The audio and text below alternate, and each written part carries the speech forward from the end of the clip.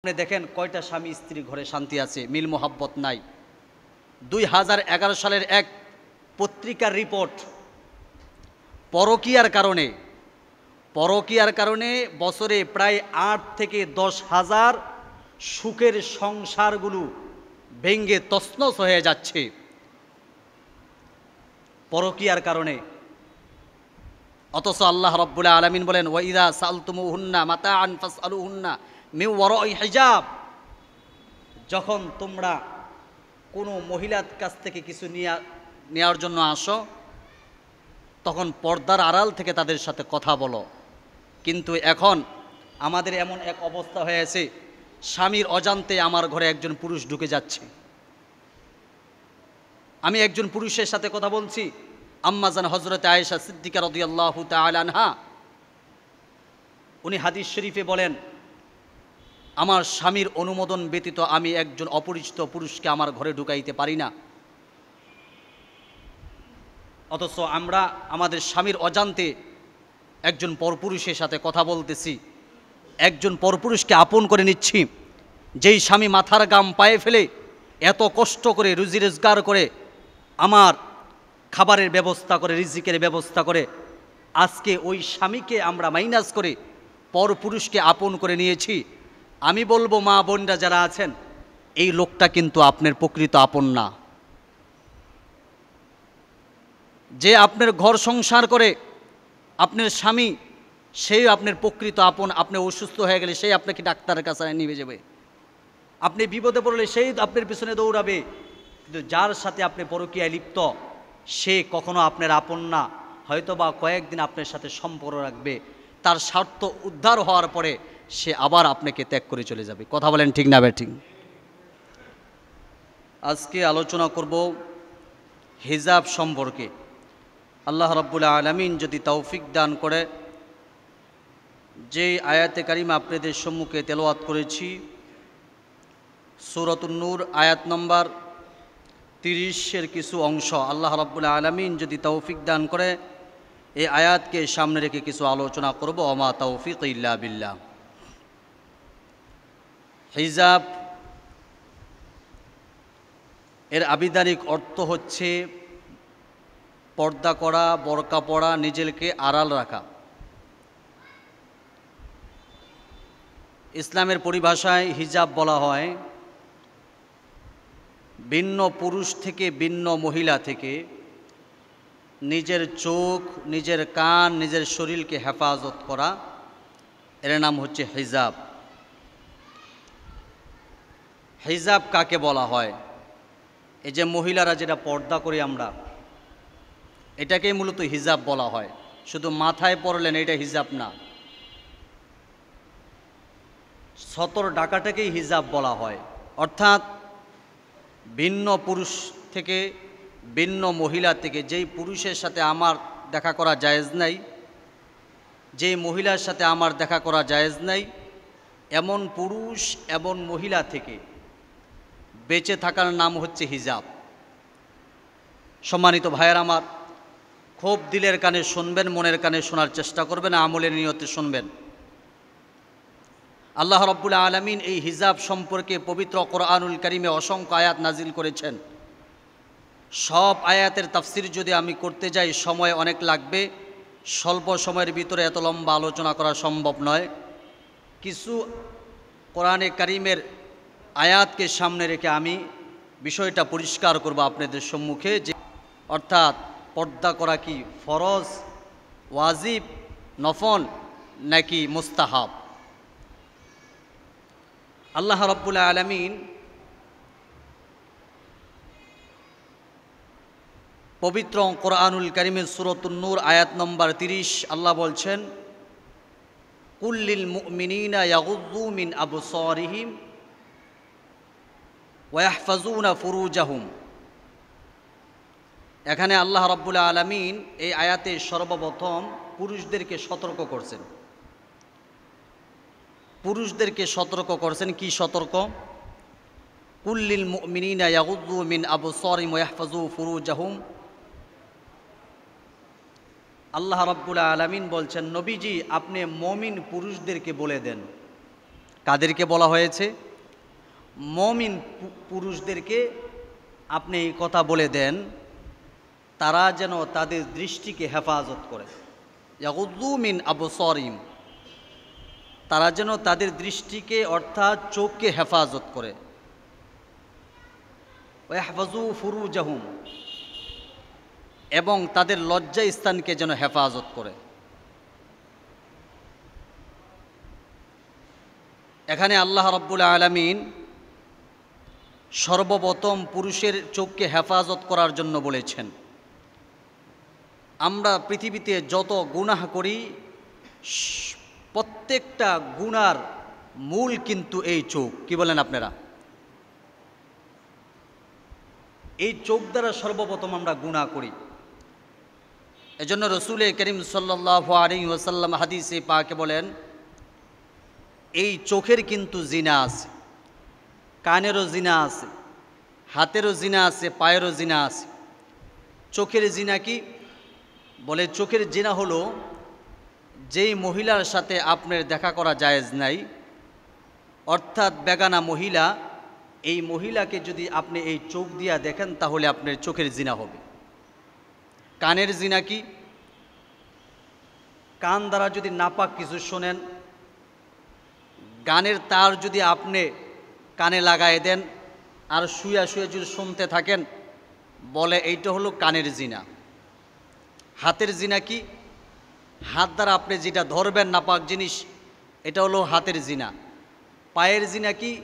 আপনি যখন জিনা করার জন্য সামনে অগ্রসর হবেন, এটা হলো পায়ের জিনা। প্রত্যেকটা অঙ্গ প্রত্যঙ্গের জিনা আছে। তো আমরা যে গুনাহ করি, গুনার মূল হোতা কিন্তু চোখ। এই জন্য আল্লাহ রাব্বুল আলামিন সর্বপ্রথম বিশ্বনবীজিকে বলেন, নবীজি আপনি মুমিনদেরকে জানিয়ে দিন তারা যেন তাদের চোখকে হেফাজত করে, ইয়াগুদ্দু মিন আবসারিহিম ওয়া ইয়াহফাজু ফুরুজাহুম, তারা যেন তাদের চোখকে হেফাজত করে, এরপর তারা যেন তাদের লজ্জা স্থানকে হেফাজত করে। হাদিস শরীফে রাসূল করিম সাল্লাল্লাহু আলাইহি ওয়াসাল্লাম বলেন, মানুষের চোখের দৃষ্টি শয়তানের বিষাক্ত তীর। মনে হয় বুঝেন নাই বিষয়টা। নিজের আপন বাবির সাথে দেখা করা জায়েজ আছে? জায়েজ নাই। এই যে আপনি চোখ দিয়া দেখলে নিজের আপন ভাবিকে, অনেকেই বলে যে আপন ভাবি নাকি মায়ের সমতুল্য, জোরে কোন নাউজুবিল্লাহ। রসুল বলেন সাপের সমতুল্য, আমরা বই মায়ের সমতুল্য। রসুল বলতেছেন সাপের মতো, আর আমরা বলতেছি মায়ের মতো। এমনও তো ইতিহাস হয়, দেওয়ার বাগি একসাথে মিলে জায়গা না? না আপনাদের এলাকায় মনে হয় নাই, আসেনিও? অভাব নাই, সামনে আসতেছে আমার আলোচনায়। পেয়ারা হাজিরিন, সম্মানিত ভাইয়ের আমার, এজন্য আল্লাহ রাব্বুল আলামিন বলেন তোমার দৃষ্টিকে আগে হেফাজত করো।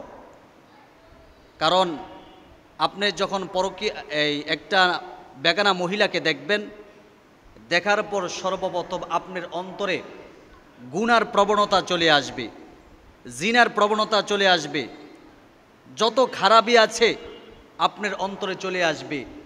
এরপরে আপনি জিনা করার জন্য আপনার লজ্জা স্থানকে ব্যবহার করবেন। তাই আল্লাহ রাব্বুল আলামিন সর্বপ্রথম মুমিন মুসলিম যারা আছে পুরুষদেরকে সতর্ক করছেন তারা যেন তাদের চোখকে হেফাজত করে, তাদের লজ্জা স্থানকে হেফাজত করে। এরপর আল্লাহ রাব্বুল আলামিন মহিলাদেরকে সতর্ক করছেন। শুধু পুরুষ সতর্ক হলেই চলবে না, মহিলারাও সতর্ক হতে হবে। আল্লাহ রাব্বুল আলামিন সূরাতুন নূর আয়াত নম্বর 31 আল্লাহ সেখানে বলছেন, ওয়াকুল্লিল মুমিনাতি ইয়াগুদুদনা মিন আবসারিহিন্না ওয়া ইয়াহফাজনা ফুরুজাহুন্না। এখানে মহিলাদের কথা বলেছেন নবীজি। মহিলা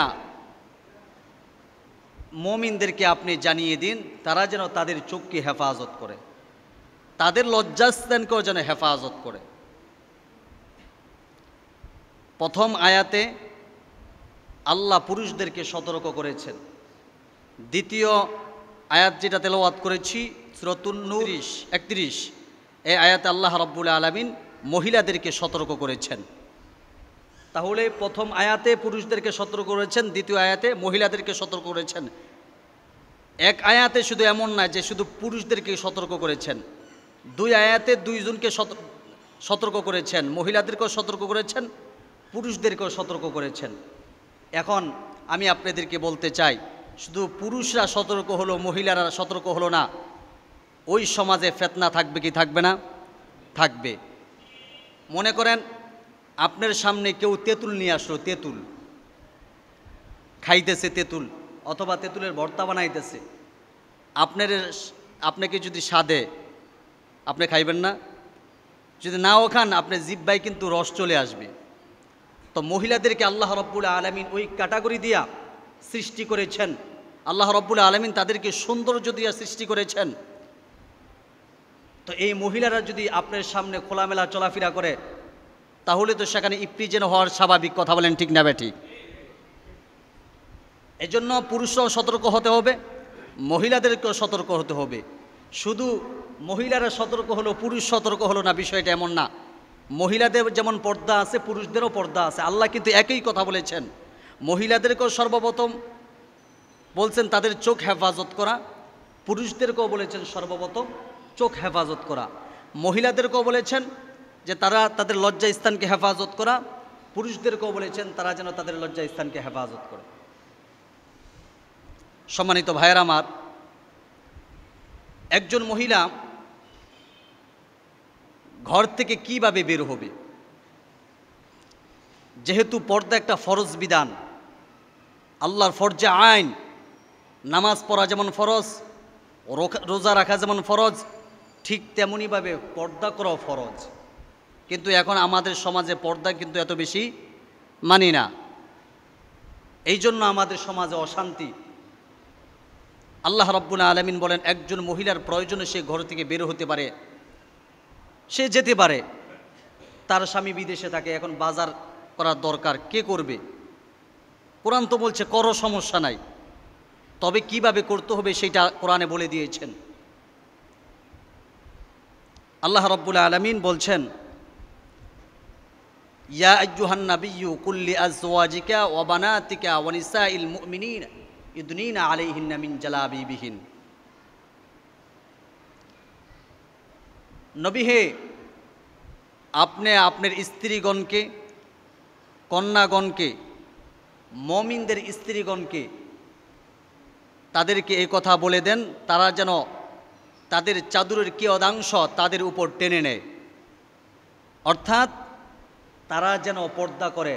ইয়া আইয়ুহান নাবিয়্যু কুল লিআজওয়াজিকা ওয়া বানাতিকা ওয়া নিসাইল মুমিনিনা ইউদনিনা আলাইহিন্না মিন জালাবিবিহিন। আল্লাহ রাব্বুল আলামিন বলছেন তারা যেন পর্দা করে। আয়াতের শেষ অংশে আল্লাহ রাব্বুল আলামিন বলছেন, যারা পর্দা করবে তাদের সাথে ইফতিজিং হবে না, তাদের সাথে মানুষ খারাপ ব্যবহার করবে না, তারা লাঞ্ছিত হবে না, যারা পর্দা করবে। এখন আমি আপনাদের কাছে জানতে চাই, যাদের পায়ে মৌজা থাকে, হাতে মৌজা থাকে, লম্বা একটা বরকা ডিলাডালা পড়লো, তাদেরকে আপনারা বাবি বলবেন নাকি খালাম্মা বলবেন? খালাম্মা বলে একটা সালাম দিবেন, কি বলেন আপনারা? ডিলাডালা মনে করবেন বুড়া মুড়া যাইতেছেন দা, কিন্তু টাইট ফিটিং এক বরকা পড়া গেল, মুখ খোলা। এখন এই মেয়েটা যদি রাস্তা দিয়া যায়, তো স্বাভাবিক ইফতিজিন হওয়ার সম্ভাবনাটাই বেশি। কারণ আপনি খোলামেলা যাইবেন, বিড়ালের সামনে যদি শুটকি দিয়া বলেন যে বিড়াল তোরে তো খুব আমি লালন পালন করি, খাবাই, প্রায় দীর্ঘ 2 বছর ধরে আমি পালছি, তো আজকে আমি একটু জরুরতে বাইরে যাইতেছি, শুটকি কিন্তু খাইস না, বাইরে থেকে আইসা দেখবেন শুটকি আছে না গেছে, কি কোন আছে না গেছে? তো বিড়ালের সামনে শুটকি রাখলে তো শেষ হইবই, আরে যতই বুঝান। তো আপনার সামনে যদি একটা মেয়ে খোলামেলা চলাফেরা করে, তো ইফতিজিন হবেই, দর্শিতা হবেই। কথা বলেন ঠিক না বেটি? এই জন্য আল্লাহ রাব্বুল আলামিন বলেন এই আয়াতের শেষ অংশে, যারা পর্দা করবে তারা ইফতিজিংয়ের শিকার হবে না, তাদেরকে কেউ ডিস্টার্ব করবে না, তাদেরকে কেউ লাঞ্ছিত করবে না, রাস্তায় অপমানিত হবে না। তাদের সম্মান কে বাড়ায় দিবে? ইজ্জত কে বাড়ায় দিবে? যারা পর্দা করে তাদের ইজ্জত আল্লাহর কাছে তো আছেই, দুনিয়ার মানুষের কাছে আছে। দেখবেন অনেকেই চিন্তা করে, যদি এর বউটা দেখতে পাইতাম, হ্যাঁ যদি দেখতে পাইতাম, দেখতারে না তো আফসোস। আর যদি আপনার বউরে সাজায়া গুজাইয়া হুন্ডারের পিছনে করে লইয়া যান, কেমন মগার মগা, মনে হয় যে বউ রাষ্ট্রীয় সম্পদ। পিছনে সাজাইয়া টাইট ফিটিং পোশাক পরে নিয়ে যেতেছেন, তো যদি আপনি যতই বাধা দেন, এই যুবক তোরা আমার বউর দিকে তাকাইস না, তুই তো বোকা, কারণ তোর বউ তো তুই রাষ্ট্রীয় সম্পদ বানাইছ, সমাজের মানুষ তো দেখবেই। কথা বলেন ঠিক না বেঠি? আল্লাহ আমাদেরকে সহি বুঝদান করুক, বলুন আমিন। আরো মোহাব্বতের সাথে বলেন আমিন। সম্মানিত ভাইয়ের আমার, এই জন্য আল্লাহ রাব্বুল আলামিন বলছেন, নবীজি আপনার স্ত্রীগণকে, আপনার কন্যাদেরকে, মুমিনদের স্ত্রীগণকে বলেন তারা যেন তাদের চাদরের কিয়দাংশ তাদের উপর টেনে নেয়। এরপর আল্লাহ রাব্বুল আলামিন আরো এক আয়াতে বলছেন, যদি মহিলারা বাড়িতে থাকে তাদের জন্য নিরাপদ। অকরনা ফি বুয়ুতিকুন্না ওয়ালা তাবাররুজনা তাবাররুজাল জাহিলিয়াতিল উলা। মহিলাদের সবচেয়ে নিরাপদ স্থান হচ্ছে বাসা। আল্লাহ রাব্বুল আলামিন বলেন, মহিলারা যেন বাসায় অবস্থান করে,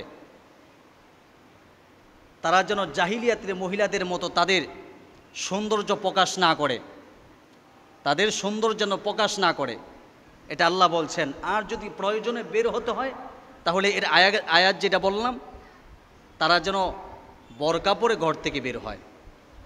কিন্তু বলেন তো, আমাদের সমাজে কয়জন এমন আছি নিজের স্ত্রীকে, নিজের মেয়েকে পর্দা করাই? আছি এমন? কমই আছি। শতকরা 10%ও মানুষ পাবো না। শুধু আমরা আলেম ওলামার যারা আছি, এদের জন্যই মনে হয় এদের স্ত্রীগুলো পর্দা করা ফরজ, আর বাকি যারা আছে সব আল্লাহর ওলি। কি বলেন আপনারা? আপনাদের স্ত্রীগুলা সব মাফ। আল্লাহ হেফাজত করুন। কিয়ামতের ময়দানে কঠিন হিসাব হবে। আমি যখন বিবাহ পড়াই, আমি এই কথা বলে দেই যে এই যে আজকে এই মেয়েটাকে আপনি বিবাহ করেছেন, আজকের পর থেকে বাবা মার দায়িত্ব শেষ। বাবা মার দায়িত্ব শেষ, আজকের পর থেকে কিন্তু আপনার দায়িত্ব। এই মেয়ের ভরণ পোষণ আপনাকে দিতে হবে, এই মেয়েকে পর্দায় আপনাকে রাখতে হবে। যদি এই মেয়ে নিজের মন গড়া চলাফেরা করে, পর্দা না করে, কিয়ামতের ময়দানে আল্লাহর কাছে আপনার জবাবদিহিতা করতে হবে। এই মেয়ে তো জাহান্নামে যাবেই, পাশাপাশি আপনাকেও নিয়ে জাহান্নামে যাইব। তা এই জন্য আমরা সতর্ক হব। আল্লাহ আমাদেরকে সতর্ক হওয়ার তৌফিক দান করুক, আমিন।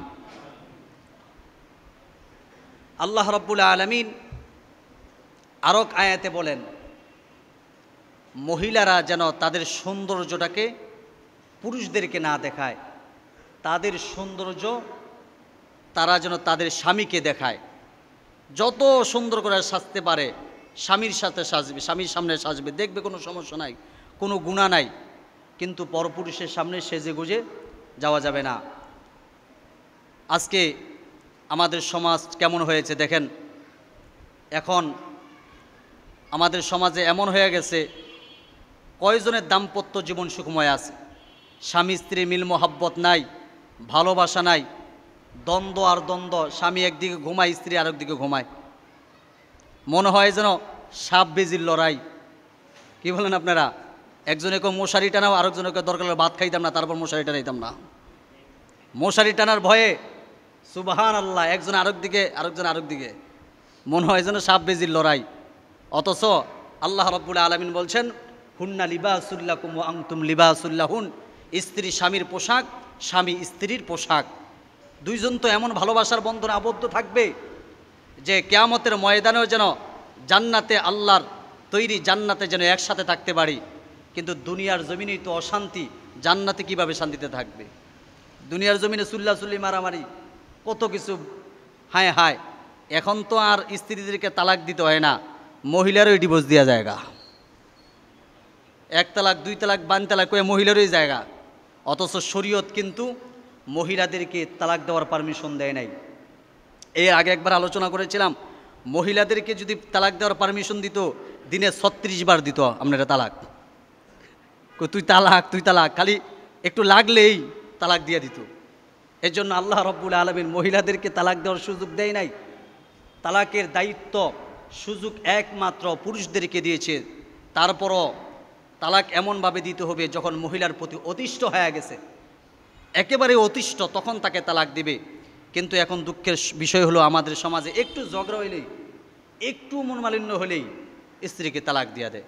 পরে আফসোস করে। কয়েকদিন আগে আমার কাছে একজন আসছে, আবার এক জায়গায় নিয়ে গেছে, হুজুর এমন এমন খানা নিয়ে এমন একটু ঝগড়া হয়েছে, তালাক দিয়ে লাইছে। এখন আবার মিলতে চাইতেছে। আচ্ছা বলেন, এই তালাকটা আল্লাহ রাব্বুল আলামিন সর্বনিম্ন শ্রেণীর শব্দ ব্যবহার করেছে, সর্বনিম্ন শ্রেণীর। তো তালাক দেওয়ার পরও তো কোনোভাবেই স্ত্রীর সাথে মিলিত হওয়া যাবে না। কিছু নিয়ম পদ্ধতি আছে। আমি তো মনে করি এই নিয়ম পদ্ধতিগুলো আমাদের সমাজে বাদ দেওয়া দরকার। তারপরও আল্লাহ রাব্বুল আলামিন একটা সিস্টেম জারি করে দিচ্ছে মাসালা অনুযায়ী। হিলা করতে হবে। এরপরে হিলা মানে আরেক জায়গায় বিবাহ দিবে, হেই বেড়ায় যদি ছাড়ে তাহলে আপনি বিয়া করতে পারবেন এই বিড়িরে, এর আগে বিয়া করতে পারবেন না। কিন্তু এখন সমাজে অহরহ তালাক দিতেছে, আবার মিলে যায় নিজে নিজেই। আল্লাহর কসম, আল্লাহর কসম, আল্লাহর কসম, তাল্লাহ ওয়াল্লাহ, যদি এইভাবে তারা স্বামী স্ত্রী ঘর সংসার করে, কিয়ামত পর্যন্ত যত সন্তান পৃথিবীর জমিনে আগমন করবে সব যার সন্তান, একটা বৈধ সন্তান হবে না। কথা বলেন ঠিক না বেটি? এই জন্য খুব সতর্ক থাকা। যদি আপনি স্ত্রীকে হাসি খুশি বলে তালাক দিয়ে দিচ্ছেন, তালাক শব্দ ব্যবহার করেছে, তালাক হয়ে যাব হাসি খুশি, পাগলা মানি না, হাসি খুশি বলছেন তালাক হয়ে যাবে। এই জন্য তালাক শব্দটা না ব্যবহার করা। আল্লাহ রাব্বুল আলামিন আমাদের দাম্পত্য জীবন সুখময় করে দেখ, বলেন আমিন। এই জন্য আমি সহজে তালাকের মাসালাগুলো বলি না, এটা অনেক জরুরি একটি বিষয়। কারণ আপনার গুনার বোঝা তো আমি মাথা নিতে পারবো না। আপনারা ঘর সংসার করবেন, আমি এমন একটা মাসালা দিয়ে দিলাম, আপনারা খুব খুশি, হা হা হা হুজুরে 5,000 টাকা দিয়ে দিলাম। আমিও তো পাইয়া ডাড়ে একটা বাজার করলাম, মুরগি গোশত পোলাও খায়া বুয়া দেখলাম। কিন্তু যতদিন পর্যন্ত আপনারা ঘর সংসার করবেন, আমার আমলনামায় গুনার একটা অংশ যাইতেই থাকবে। কিয়ামতের ময়দানে আপনাদের কারণে আমি জাহান্নামে যাব। এজন্য আমাদের ফতুয়া বিভাগ থেকে নিয়ম হচ্ছে সহজে এই সমস্ত বিষয়ে সমাধান না দেওয়া, ফতুয়া বিভাগে যাওয়া, এই লোকটাকে মানে পেরেশানিতে ফেলানো। কারণ সে ইচ্ছাকৃতভাবে তার স্ত্রীকে তালাক দিয়েছে, এখন আবার নিতে চায় কেন? এদেরকে কঠিন শাস্তি দেওয়া। আল্লাহ আমাদের হেফাজত করুক। তো বলছিলাম, আজকে আমাদের সমাজে শান্তি নাই, অশান্তি। আপনি দেখেন কয়টা স্বামী স্ত্রী ঘরে শান্তি আছে, মিল মোহাব্বত নাই। 2011 সালের এক পত্রিকার রিপোর্ট, পরকীয়ার কারণে বছরে প্রায় 8 থেকে 10 হাজার সুখের সংসারগুলো ভেঙ্গে তছনছ হয়ে যাচ্ছে পরকীয়ার কারণে। অথচ আল্লাহ রাব্বুল আলামিন বলেন, ওয়াইদা সালতুমুহুন্না মাতাআন ফাসআলুহুন্না মিন ওয়ারাই হিজাব। যখন তোমরা কোনো মহিলার কাছ থেকে কিছু নেওয়ার জন্য আসো, তখন পর্দার আড়াল থেকে তাদের সাথে কথা বলো। কিন্তু এখন আমাদের এমন এক অবস্থা হয়েছে, স্বামীর অজান্তে আমার ঘরে একজন পুরুষ ঢুকে যাচ্ছে। আমি একজন পুরুষের সাথে কথা বলছি, আম্মাজান হযরতে আয়েশা সিদ্দিকা রাদিয়াল্লাহু তাআলা আনহা, উনি হাদিস শরীফে বলেন, আমার স্বামীর অনুমোদন ব্যতীত আমি একজন অপরিচিত পুরুষকে আমার ঘরে ঢুকাইতে পারি না। অথচ আমরা আমাদের স্বামীর অজান্তে একজন পরপুরুষের সাথে কথা বলতেছি, একজন পরপুরুষকে আপন করে নিচ্ছি। যেই স্বামী মাথার গাম পায়ে ফেলে এত কষ্ট করে রুজি রোজগার করে আমার খাবারের ব্যবস্থা করে, রিজিকের ব্যবস্থা করে, আজকে ওই স্বামীকে আমরা মাইনাস করে পরপুরুষকে আপন করে নিয়েছি। আমি বলবো মা বোনরা যারা আছেন, এই লোকটা কিন্তু আপনার প্রকৃত আপন না। যে আপনার ঘর সংসার করে, আপনার স্বামী, সেই আপনার প্রকৃত আপন। আপনি অসুস্থ হয়ে গেলে সেই আপনাকে ডাক্তারের কাছে নিয়ে যাবে, আপনি বিপদে পড়লে সেই আপনার পিছনে দৌড়াবে। কিন্তু যার সাথে আপনি পরকীয়ায় লিপ্ত, সে কখনো আপনার আপন না, হয়তোবা কয়েকদিন আপনার সাথে সম্পর্ক রাখবে, তার স্বার্থ উদ্ধার হওয়ার পরে সে আবার আপনাকে ত্যাগ করে চলে যাবে। কথা বলেন ঠিক না ঠিক? তাই আল্লাহ রাব্বুল আলামিন বলেন সতর্ক থাকা, একটু সতর্ক থাকা। তো বলছিলাম আল্লাহ রাব্বুল আলামিন আমাদের উপর পর্দা ফরজ করে দিয়েছেন। নারীদের উপর যেমন পর্দা ফরজ, পুরুষের উপর পর্দা ফরজ। আল্লাহ রাব্বুল আলামিন ভিন্ন আয়াতে বলেন আমি মানুষদেরকে বস্তু, আমি 3টি কাপড় তাদেরকে দিয়েছি। কয়টি? 3টি। 1 নম্বর হলো আমি তাদেরকে তাদের লজ্জা স্থানকে ঢাকার জন্য কাপড় দিয়েছি। ইয়া বানি আদমা কদ আনজালনা আলাইকুম লিবাসান ইউরি সাওআতিকুম রিশা ওয়া লিবাসুত তাকওয়া। আল্লাহ বলেন 2 নম্বর হলো তাদের সাজসজ্জা করার জন্য সেই পোশাকও দিয়েছি। 3 নম্বর হলো ওলিবাসুত তাকওয়া, তাকওয়ার পোশাক দিয়েছি। 3 ধরনের পোশাক দিয়েছেন। 1 নম্বর হলো আপনার লজ্জা স্থানকে ঢাকার জন্য, 2 নম্বর হলো সাজসজ্জা করার জন্য, 3 নম্বর হলো তাকওয়ার পোশাক। এই আয়াতে বলেছেন তাকওয়ার পোশাকই উত্তম। তো মহিলাদের জন্য কেমন পোশাক পরিধান করা, তাফসিরে কিতাবের মাঝে লেখেন মহিলাদের পোশাক হচ্ছে, হাদিস শরীফেও পাওয়া যায়, মহিলাদের সুন্নত তরিকা হচ্ছে পোশাক, মহিলাদের সতর্দ মাথা থেকে একে পাও পর্যন্ত পুরোটাই তাদের সতর, পুরোটাই তাদের সতর। মহিলারা এমন পোশাক পরিধান করবে ঢিলাঢালা, যাতে করে তাদের হাত পাও পেট পিঠ না দেখা যায়। তাহলে মহিলারা যদি বাসায় থাকে সালোয়ার কামিজ পরলেই সবচেয়ে উত্তম হয়। যদি এই শাড়ি পরে এই পেট পিঠ বের হয়ে যায়, এজন্য সালোয়ার কামিজ পরাটাই উত্তম। আর বাহিরে বের হলে লম্বা একটা বরকা পরতে হবে, যাতে করে হাত পাও না দেখা যায়, চেহারা না দেখা যায়। এটা হলো মহিলাদের সুন্নতি পোশাক। আর পর্দা যেহেতু ফরজ, পর্দা করতেই হবে। তো আমি কেন আজকে পর্দার বিষয়ে আলোচনা করেছি আপনাদের সামনে খোলাসা করি। ঢাকা বিশ্ববিদ্যালয়ের অধ্যাপক ওহিদুজ্জামান চান, উনি একটি কনফারেন্সে কয়েকদিন আগে বলেছে যারা পর্দা করে তাদের বিশ্ববিদ্যালয়ে ভর্তি না হয়ে বাসা থেকে পড়াশোনা করা উচিত। কথাটা বুঝছেন? উনি কোনো একজন অধ্যাপক ঢাকা বিশ্ববিদ্যালয়ের। যারা পর্দা করে তাদের বিশ্ববিদ্যালয়ে ভর্তি না হয়ে বাসা থেকে পড়াশোনা করা উচিত। আচ্ছা বলেন, শিক্ষক কার মতো? বাবার মতো। কার মতো?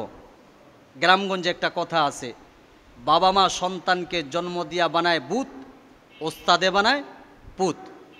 এখন একজন শিক্ষিত মানুষ, অধ্যাপক, ওনার জবান থেকে যদি এমন কথা আসে যে যারা পর্দা করবে তারা বিশ্ববিদ্যালয়ে না আসাটা তাদের জন্য উচিত, বলেন ভবিষ্যতে আমাদের সন্তানগুলোর ভবিষ্যৎ আমরা কি আশা করতে পারি তাদের কাছ থেকে? এমনিই তো স্কুলে, ভার্সিটিতে, কলেজে পর্দা তো নাই বলতেই চলে। কয়েকটা মেয়ে পর্দা করে, নাই বলতেই চলে। সেখানে যদি একজন শিক্ষক যে সমাজকে সুন্দর করবে, ইপ্রিজিং থেকে বাঁচাবে, জিনা থেকে যুব সমাজকে বাঁচাবে, সেই শিক্ষকের জবান দিয়ে যদি এই কথা বলে, তাহলে তাদের থেকে আমাদের সন্তানগুলোর ভবিষ্যতের কোনো ভালো কিছু পাওয়া যাবে? জোরে কোন ভালো কিছু পাওয়া যাবে? যেখানে আল্লাহর ফরজ বিধান পর্দা করা, একজন শিক্ষকের কথা তো এমন হওয়া উচিত ছিল প্রত্যেকটা মেয়ে হিজাব পরে আসবে কলেজে, ভার্সিটিতে। সেখানে একজন অধ্যাপক বলতেছে পর্দা যারা করবে তারা ভার্সিটির না আসা উচিত। তো ভবিষ্যতে এদের দ্বারা আমাদের সন্তানদের কোনো সুফল বয়ে আসতে পারে না। এদেশে ইপ্রিজিন বাড়তেই থাকবে। যদি আলেম ওলামা না থাকতো, তাদের জবান দিয়ে এই কথা বের হয়ে যাইতো, যারা স্কুলে পড়ে, যারা ভার্সিটিতে পড়ে, যারা কলেজে পড়ে, পড়ুয়া ছাত্রগুলো যারা উলঙ্গ অবস্থায় তারা ভার্সিটিতে আসে, তারা সেই ব্যবস্থা করে দিত। কথা বলেন ঠিক কিনা? আজকে শুধু ওলামাই কেরামের কারণে পারে না, একজন শিক্ষিত মানুষের জবান দিয়ে যদি এই কথা বের হয়, আল্লাহ তাদেরকে হেদায়েত দান করুক, তাহলে আমাদের সন্তানগুলোর ভবিষ্যৎ আমরা কি দেখব? এই জন্য তো সমাজে ইপ্রিজিন বাড়তেছে, ধর্ষণ বাড়তেছে, খুন খারাপি বাড়তেছে। আল্লাহ তাদেরকে হেদায়েত দান করুক, আল্লাহ সহি বুঝ দান করুক। বলুন আমিন। আমাদের সন্তানগুলোকে যেন আল্লাহ দ্বীনের জন্য কবুল করে নেয়, সমস্ত ষড়যন্ত্র থেকে হেফাজত করেন। আমি কলেজ ভার্সিটি ইউনিভার্সিটিতে পড়াবেন আমি নিষেধ করতেছি না, কিন্তু পর্দাপুশিতা করে কলেজে যেতে হবে, ভার্সিটিতে যেতে হবে। আর যদি আপনার সন্তান এইভাবে পর্দা না করে যদি কলেজ ভার্সিটি ইউনিভার্সিটিতে যায়, একটা সময় কিন্তু ইপ্রিজিংয়ে শিকার হতে পারে। এবং আল্লাহর যে ফরজ বিধান আছে, এই কারণে কিন্তু আল্লাহর কাঠগড়ায় আপনার অবশ্যই অবশ্যই অবশ্যই আপনার দাঁড়াতে হবে।